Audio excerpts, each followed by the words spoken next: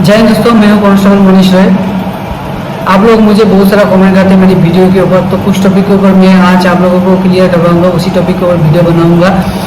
तो शुरू करते हैं आज की वीडियो। जैसे कि मैंने आप लोगों को बताया, मैं आज आपकी कमेंट के ऊपर मतलब कुछ टॉपिक के ऊपर वीडियो बना रहा हूँ। तो शुरू करते हैं। सबसे पहले जो आप लोग मुझे कमेंट करते हैं वो है चश्मा के ऊपर कमेंट करते हैं कि आरपीएफ मेडिकल के लिए चश्मा अलाउ है कि नहीं है। तो मैं एक चीज़ आप लोगों को बताने से पहले ये एक चीज़ दिखाना चाहता हूँ जो आरपीएफ रिलेटिव है, मतलब आई टेस्ट के लिए रिलेटिव है। तो ये आप देख सकते हो, ये आरपीएफ मेडिकल का जो आई टेस्ट होने वाला है उसका ये चार्ट है। तो यहाँ पर जो मेडिकल आरपीएफ का जो मेडिकल है वो B1 कैटेगरी का होता है। उसके बाद जो आई का जो टेस्ट है उसमें लॉन्ग डिस्टेंस विजन एक होता है, जिसमें से एक अगर आपको 6/9 होना चाहिए। उसके बाद और दूसरा जो आई है वो 6/12 होना चाहिए। उसके बाद जो शॉर्ट डिस्टेंस विजन है वो 0.6 और 0.6 दोनों ही होना चाहिए। उसके बाद कौन कौन सी टेस्ट होने वाला है वो भी इसमें उल्लेख किया गया है, जैसे बाइनोकुलर विजन होगा, कलर विजन होगा, मिसोपिक विजन होगा। उसके बाद नाइट विजन टेस्ट होगा। ये सारे टेस्ट आई टेस्ट के लिए होता है। उसके बाद और एक चीज़ आपको दिखाना चाहता हूँ, ये देखिए यहाँ पर दिया गया है पावर ऑफ लेंसेज, मतलब आपका जो लेंस का पावर है वो 4D से ऊपर नहीं होना चाहिए। तो इसी जो पॉइंट है, इस पॉइंट के ऊपर ही आप लोग जाता है कि जो आरपीएफ का मेडिकल होता है उसमें चश्मा अलाउ है, क्योंकि यहाँ पर किसी तरह यहाँ पर उल्लेख नहीं किया गया है कि without glass and with glass, यहाँ कोई मेंशन नहीं किया गया है किसी तरह की। तो और यहाँ पर ये पॉइंट भी दिया गया है, जो आपका लेंस का पावर है वो 4D से ऊपर नहीं होना चाहिए, 4D से कम होना पड़ेगा, तब आप मेडिकल के लिए फिर मतलब जा पाओगे, मेडिकल के लिए फिट हो पाओगे। और कुछ क्राइटेरिया है जो आपको कंप्लीट करना पड़ेगा, जैसे आपका नाइट विजन हो गया, कलर विजन हो गया, ये सब आपको चश्मा पहनते हुए भी आपको कंप्लीट करना पड़ेगा, ये क्राइटेरिया, तब जाके आप मेडिकल के लिए पास हो जाओगे। तो ये जो आपका जो आप लोग मुझे कमेंट करते हो, आप लोगों को जो कन्फ्यूजन होता है कि आरपीएफ मेडिकल के चश्मा अलाउ है कि नहीं है, तो मैं आप लोगों को ये क्लियर करवा दिया, पूरी तरह से क्लियर करवा दिया कि आरपीएफ मेडिकल के लिए चश्मा अलाउ है, लेकिन कुछ क्राइटेरिया जो आपको कंप्लीट करना पड़ेगा। अभी आता हूँ सेकेंड टॉपिक के ऊपर, जो आप लोग मुझे कमेंट करके बोलते हैं कि आरपीएफ में जा सकते हैं कि नहीं जा सकते। तो ये चीज़ मैं आप लोगों को क्लियर करवा देता हूँ कि अभी की टाइम पे आप आरपीएफ में अगर भर्ती हो रहे हो तो आप आरपीएफ में नहीं जा सकते किसी भी तरह की, क्योंकि जब सिर्फ आरपीएफ की वैकेंसी निकलती थी पहले के टाइम पे, तब उससे आरपीएफ से बचा जाता है, मतलब छटा जाता है। उसके बाद आरपीएफ में वहाँ पर आरपीएफ के लिए भर्ती किया जाता है। आरपीएफ मतलब पहले तो आरपीएफ के लिए सब आरपीएफ के लिए एग्जाम देता है, उसके बाद आरपीएफ से लेकर आरपीएफ में भर्ती किया जाता था।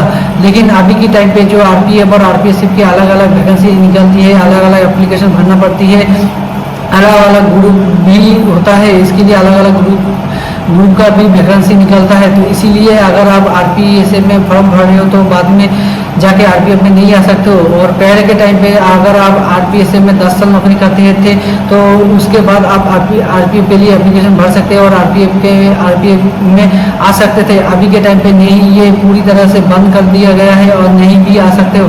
तो ये चीज़ भी आपको क्लियर करवा दिया कि अगर आप आरपीएफ में फॉर्म एक बार भर दिया और उसमें सिलेक्शन हो गया तो आरपीएफ में फिर वापस नहीं आ पाओगे।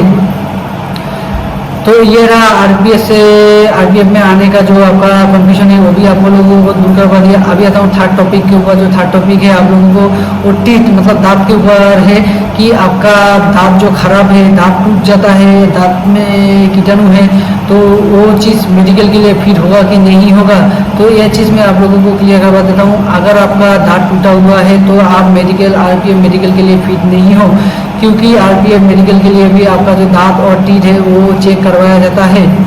लेकिन अगर आपका दांत थोड़ा सा खराब है या किसी तरह कीटाणु है तो वो एक में डॉक्टर को दिखे आप उसको ठीक करवा सकते हो, क्योंकि आरपीएफ का जब मेडिकल आएगा तब तक आप उसका ट्रीटमेंट करवा के ठीक कर सकते हो।